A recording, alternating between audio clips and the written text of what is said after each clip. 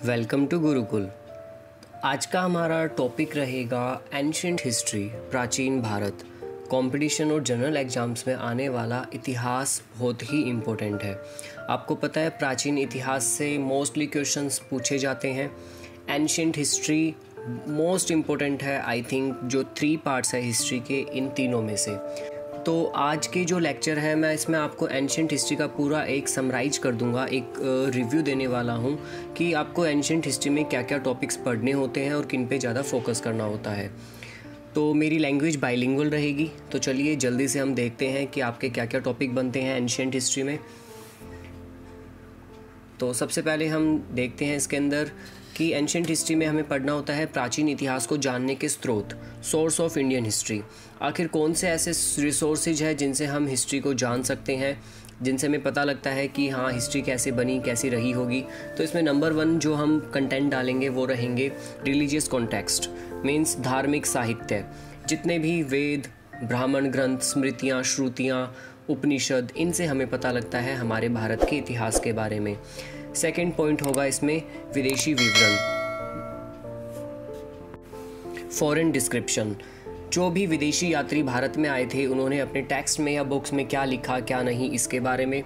तीसरी जो चीज़ होती है वो होते हैं प्राचीन खुदाई में मिले सिक्के, मूर्तियाँ, it means archaeological coins and idols.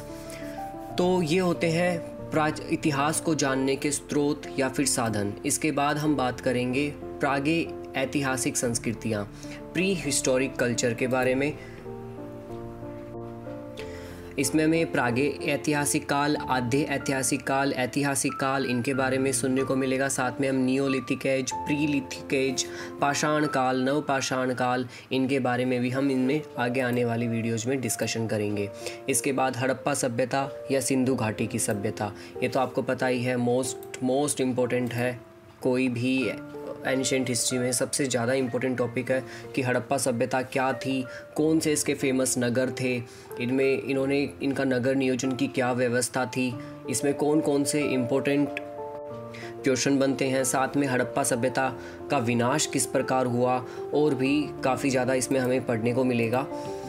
इसके बाद हम पढ़ेंगे ऋग्वैदिक काल और पूर्व वैदिक काल। वैदिक काल, आपको पता है वैदिक काल और पूर्व वैदिक काल मतलब वैदिक और पोस्ट वैदिक ईरा, इनके बारे में भी हम डिस्कशन करेंगे कि इन दोनों के अंदर क्या सिमिलैरिटी थी और क्या डिससिमिलैरिटी थी, इन दोनों में क्या अंतर थे, इन लोगों का जीवन किस प्रकार का था।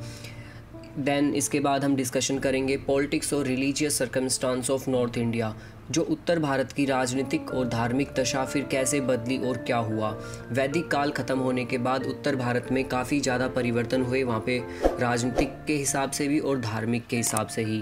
2 नए धर्मों का उद्भव हम पढ़ेंगे। जैन धर्म आपको पता है मोस्ट इम्पोर्टेंट है। बौद्ध धर्म तो उससे भी ज़्यादा। जैन धर्म में हमें यह जानने को मिलेगा कि जैन धर्म की स्थापना किसने की, इस धर्म के क्या सेक्ट है, ये धर्म क्या मान्यताओं पे चलता है, और भी काफ़ी सारे क्वेश्चंस। बौद्ध धर्म भी आपको पता है, गौतम बुद्धा के जीवन के बारे में आपको पूरा जानना होगा। बौद्ध धर्म की जो समितियाँ हुई थी 4, जो कि मोस्ट इम्पोर्टेंट है। बौद्ध और जैन धर्म में डिफरेंस क्या है, आखिर क्या ऐसी परिस्थितियाँ उत्पन्न हुई थी जिसकी वजह से बौद्ध धर्म को उत्पन्न होना पड़ा। तो ये हम आने वाले आगे वीडियो में देखेंगे। इसके बाद हम जनपद, महाजनपद बने। आपको पता है उस समय जो राज्य थे उनको जनपद कहा जाता था, और जो बड़े बड़े राज्य थे उनको महाजनपद कहा जाता था। ये नंबर्स में 16 थे। 16 महाजनपद मोस्ट इम्पोर्टेंट थे, जिसमें मगध आपको सभी को पता है बहुत ही ज़्यादा इम्पोर्टेंट। फिर हम पढ़ेंगे मौर्य वंश के बारे में या फिर मौर्य ईरा। मौर्य वंश में ही आपको पता है चाणक्य के बारे में पढ़ेंगे, इसमें हम चंद्रगुप्त मौर्य के बारे में पढ़ेंगे, अशोक के बारे में पढ़ेंगे। तो ये भी मोस्ट इम्पोर्टेंट है मौर्य युग। देन इसके बाद हम पढ़ेंगे सातवाहन युग।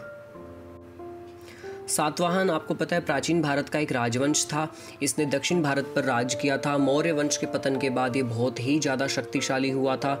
अशोक की मृत्यु के बाद सातवाहनों ने खुद को स्वतंत्र घोषित कर दिया था, और सातवाहनों के बारे में और भी काफ़ी ज़्यादा, जैसे इनमें सिमुक इनका बहुत ही फेमस राजा था, और शीशे के सिक्के चलाने वाले पहले वंश सातवाहन वंश ही था। इसके बारे में हम पढ़ेंगे। इसके अलावा फिर हम पढ़ेंगे गुप्त साम्राज्य का उद्भव। गुप्ता के बारे में पढ़ेंगे कि मौर्य वंश के पतन के बाद हर्ष तक भारत में राजनीतिक एकता स्थापित नहीं रही थी। गुप्त साम्राज्य की नींव 3वीं शताब्दी के चौथे दशक में हुई थी। गुप्त का जो प्रारंभिक राज्य था वो उत्तर प्रदेश और बिहार में था।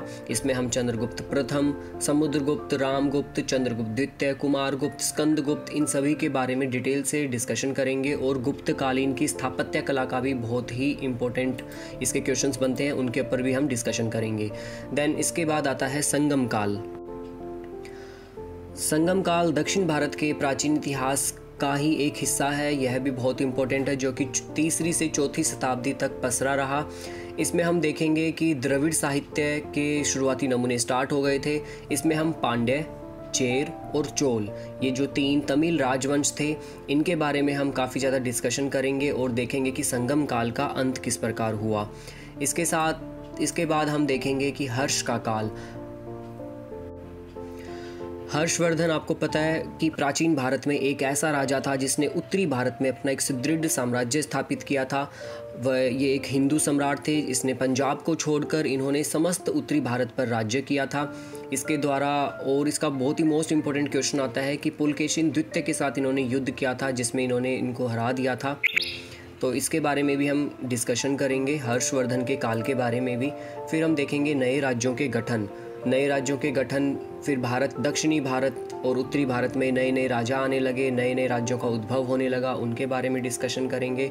और लास्ट में हम वैष्णव और शैव धर्म के बारे में भी डिस्कशन करेंगे। तो गाइज, ये था एंशिएंट हिस्ट्री का पूरा रिव्यू जो कि मैंने आपको बता दिया है। तो इनके बारे में हम डिस्कशन करेंगे। मिलते हैं अगले वीडियो में। चैनल को सब्सक्राइब करना ना भूलें। Thank you.